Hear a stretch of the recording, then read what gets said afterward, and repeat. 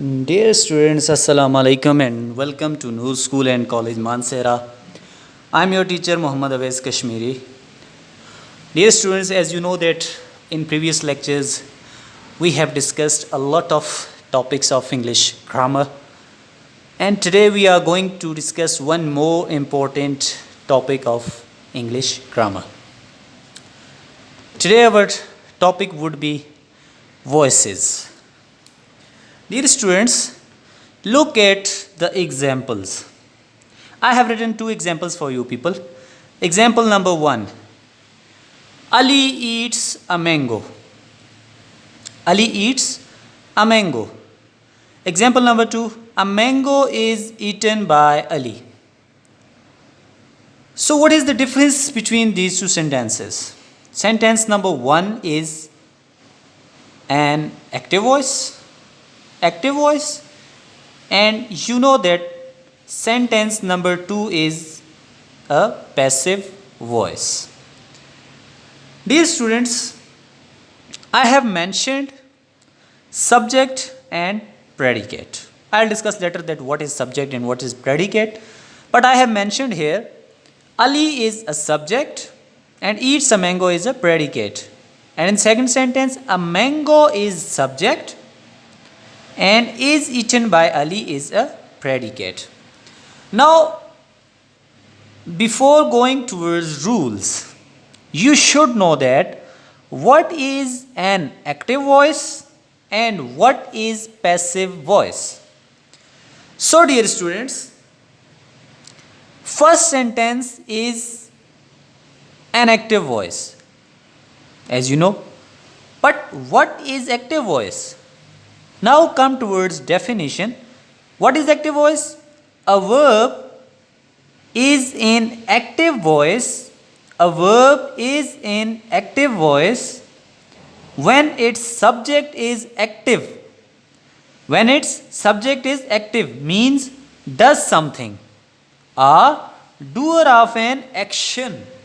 Here you can see that the subject of the verb eats is Ali, and Ali is in active form, means it is doing something. It is doer of the action. What is action? That eats. Eats is an action, a verb. And Ali is the doer of the action eats. So, when our verb would be in active voice when its subject is active. And active means does something, doer of an action. So what is active voice? A verb is in the active voice when its subject is active, means does something or doer of an action. Got it? Now we are moving towards second sentence. A mango is eaten by Ali. A mango is eaten by Ali. Here we say that it is passive voice. Now what is passive voice? A verb is in the passive voice when something is done to its subject. When something is done to its subject means something is done to its subject. Now eaten is verb and we are doing something to its subject. Mean recipient of an action. Here a mango is subject, but it is recipient of the action eaten. That action is, there is some action, but who is recipient? A mango is recipient. Subject is recipient. In active voice we see that subject does something, means subject is doer of something, while in passive voice we can see that subject is the recipient of the action. So active voice means when subject is active, when subject is doing something, when subject is doer of an action. But what is passive voice? When subject is recipient of the action. When subject is receiving some action. Okay. Now these were two basic questions, that what is active voice and what is passive voice. So now it is clear that a verb is in active voice when its subject is active, means does something or doer of an action. And what is passive voice? A verb is in the passive voice when when something is done to its subject. In the above sentence, subject is passive recipient of an action. You can see here, a mango is recipient of an action. Recipient of an action. It is receiving the action. Now, one more question, which is very important for every student. That what is voice? When we ask someone about voices, they directly go for rules. That this rule, this rule, this rule. But basic things are these, that what is active voice, what is passive voice, and what is basically a voice is. What is a voice? So, voice is a form of verb which tells us whether the subject is active or passive. Means whether our subject is doer of the action or whether our subject is recipient of the action. Here you can see that eats is a verb with us. Okay, we have a verb eats. In second sentence again we have verb eaten. Okay. In first sentence you can see that this form of verb tells us that our subject is doer of the action. Our subject is active. Our subject is active. But in second sentence, form of verb. This is form of verb eaten. Okay. This is telling us that our subject is recipient of the action. Our subject is recipient of the action. So, in first sentence, a form of verb. Okay, a form of verb told us that our subject is active. In second sentence, form of verb. Again, a form of verb told us that our subject is passive. So, what is voice? Voice is a form of verb. Whether this form, or any other form, is a form of verb which tells us whether the subject is active or passive. Whether the subject is active or passive. Now, we have covered three basic questions. What is active voice? That a verb is in the active voice when its subject is active, means does something or doer of an action. What is passive voice? A verb is in the passive voice when something is done to its subject, means when its subject is recipient of an action. And what is voice? Voice is a form of verb which tells us whether the subject is active or passive. Whether the subject is active or passive. So we have covered three basic questions: active voice, passive voice, and voice. Now we have one more question in our mind, that what is subject? What is subject? We are saying that active, passive, but we are using subject. We are using subject, the word subject, that what is subject? So now I am coming toward this concept, that what is a subject. So dear students, what is a subject? Look at these three examples. Look at examples. Ali eats a mango. Ali eats a mango. Here Ali is the subject. But how Ali is the subject? Because it is doer of an action. Sometimes we ask someone that what is the subject, and they say doer of an action. So do remember, subject can be doer of an action, but it is not its complete definition that subject is doer of an action. It is not only doer of an action, but it can be recipient of an action as well. Like a mango is eaten by Ali. Here we have subject a mango, but here it is not doer of the action, it is recipient of the action. Here it is recipient of the action, it is passive voice. In first sentence, subject is doer of an action. In second sentence, subject is recipient of an action. Now look at example number 3. My shirt is blue. Now we don't have an action. So it is a sentence, but it does not have an action.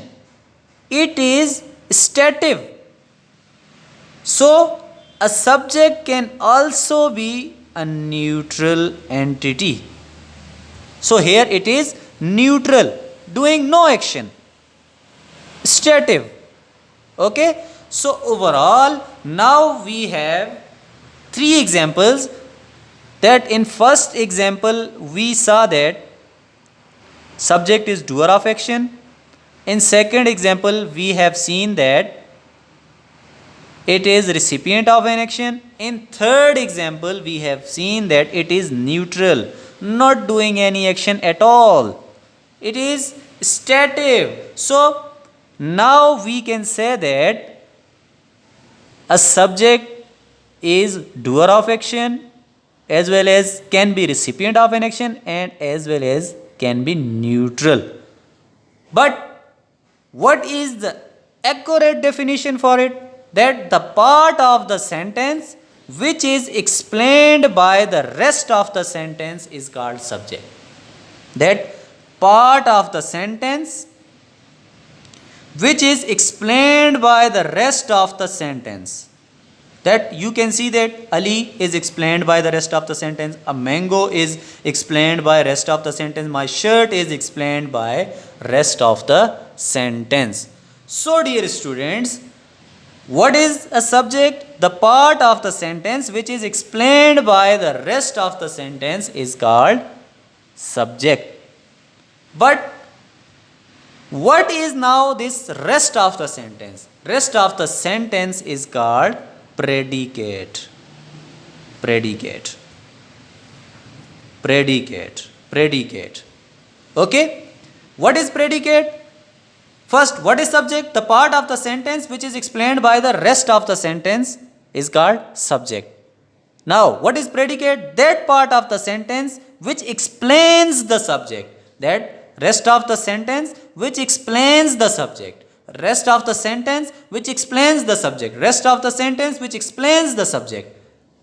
Subject, that part of sentence which is explained by rest of the sentence. And what is predicate? Rest of the sentence which explains the subject is called predicate. That part of the sentence which explains the subject is called predicate. So dear students, what is the subject? The part of the sentence which is explained by the rest of the sentence is called subject. And what is predicate? That part of the sentence which explains the subject is called predicate. Dear students, today we discussed 5 basic questions, 5 basic parts, 5 basic items to understand the basic concept of voices. That what is active voice? That a verb which tells us a verb is in active voice when its subject is active, does something, or doer of the action. And what is passive voice? A voice or a verb is in passive voice when something is done to its subject, means when its subject is recipient of the action. And what is voice? Voice is a form of verb which tells us whether our subject is active or passive. 3 things. And what is subject? The part of the sentence which is explained by the rest of the sentence is called subject. And what is predicate? That part of the sentence which explains the subject is called predicate. Dear students, these are the basic concepts to understand voices, to understand voices. In next lecture, inshallah, we will move forward for the rules of voices. That what are the rules that we follow in voices for making passive voice from active voice and for making active voice from passive voice. So today's our lecture was about basic concepts, that what is active voice, what is passive voice, what is a voice, what is subject, and what is predicate. I am again summing it up for you, that active voice, a form of verb which tells us that our subject is active, our subject is doer of the action. Passive voice, a form of verb which tells us that our subject is passive, means recipient of the action. And what is voice? Voice is a form of verb which tells us whether our subject is active or passive. And what is subject? The part of the sentence which is explained by the rest of the sentence is called subject. And what is predicate? That part of the sentence which explains the subject is called predicate. Now, what's your homework? Your homework is write 5 sentences and underline the predicate while encircle the subject. Write 5 sentences and underline the predicate while encircle the subject. For example, I am doing one sentence as an example for you people. Ali takes bath. Ali takes bath. Here, takes bath is predicate, I have underlined it, and Ali is subject, I have encircled it. Okay, so what is your home task? Write 5 sentences and underline the predicate while encircle the subject. So it's your homework. Write homework always on your neat notebooks. Thank you so much. Thank you for watching. I hope you have understood the basic concept. If you feel any sort of problem anywhere in this lecture, you can ask in comment section, and you can also ask via WhatsApp. Thank you so much.